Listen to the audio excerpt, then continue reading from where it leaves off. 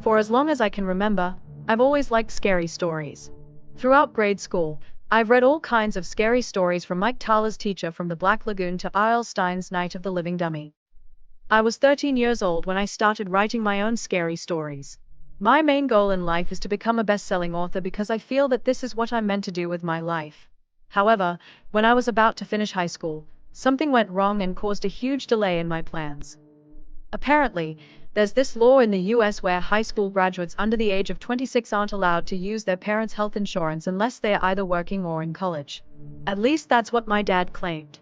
This especially sucked for me because I have a certain medical condition where I really need health insurance or else I'll end up in constant pain, in serious debt, or even dead.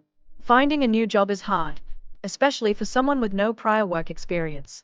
Because I couldn't find a job in time, I was forced to go to college. To some, college is one of the best things they have done with their lives and I can respect that. But for me, it was the exact opposite.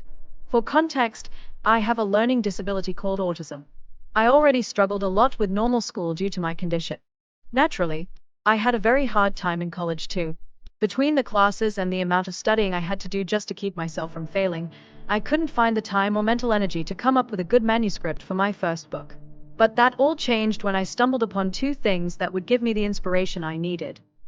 One of the things I like doing in my free time is playing what I like to call brain exercising games on the computer, like Hidden Objects for example. One of these games was a game series called Criminal Case.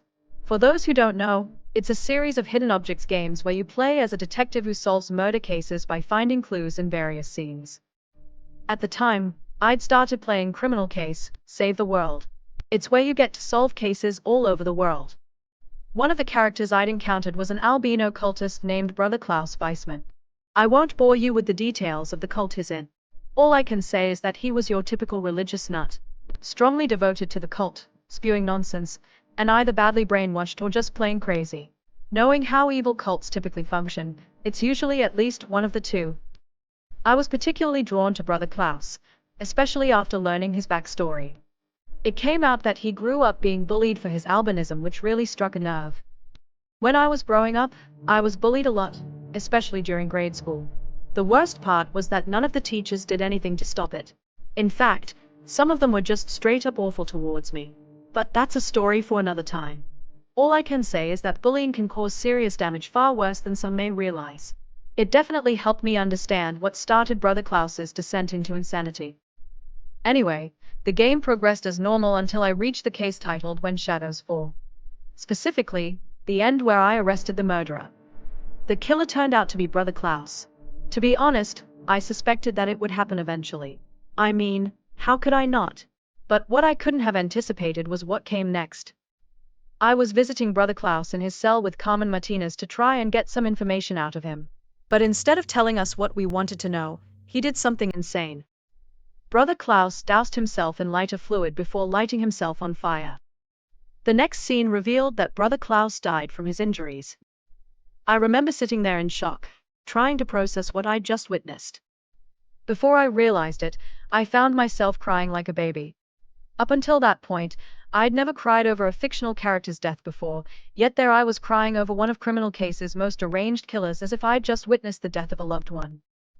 I bet some of you are wondering what any of this has to do with venturing into the darkness.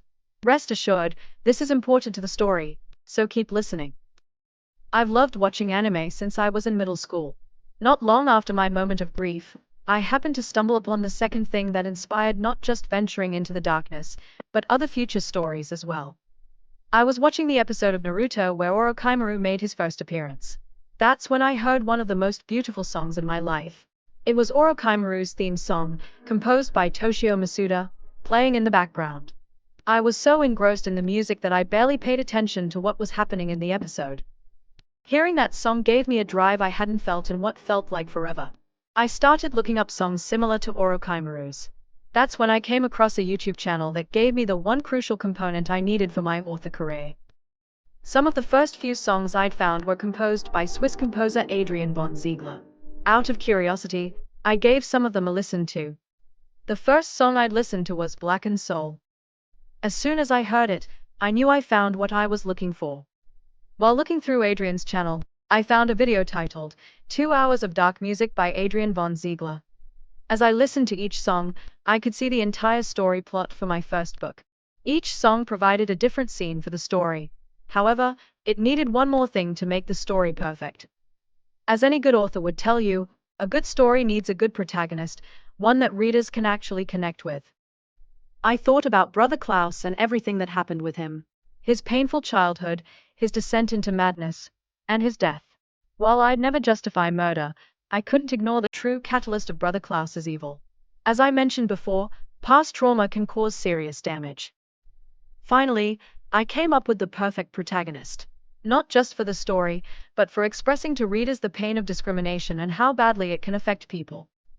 I created Jonathan, a young albino man who has to protect himself not just from the darkness of the underworld, but from the darkness within his soul that was created from a past full of abuse and discrimination. Yes, I did base Jonathan off of Brother Klaus. I honestly can't explain why I felt the need to basically reincarnate Brother Klaus as Jonathan despite everything he'd done. Maybe it's because I wanted to give him a second chance at life knowing the pain he went through and how it initiated his downward spiral. Maybe that's also why I reacted to his death the way I did. Regardless of how or why it happened, I was finally able to work out a plot and a hero worthy of my debut book. Because I was still in college, finishing the book took way longer than I'd hoped. On January 8, 2020, I self-published my first book, Venturing into the Darkness. And that, dear friends, is how I created Venturing into the Darkness. Before I wrap up this video, shout out to Toshio Masuda and Adrian von Ziegler for their beautiful music which gave me that creative boost when I needed it most. While I don't think they or anyone could have anticipated the inspirational aspect of their songs, I still feel the need to express gratitude. If you're interested in getting a copy of Venturing into the Darkness, I've provided a link to its Amazon page in the description below. Thanks for watching Behind the Pages. If there's another book of mine you want me to talk about, share it in the comments below.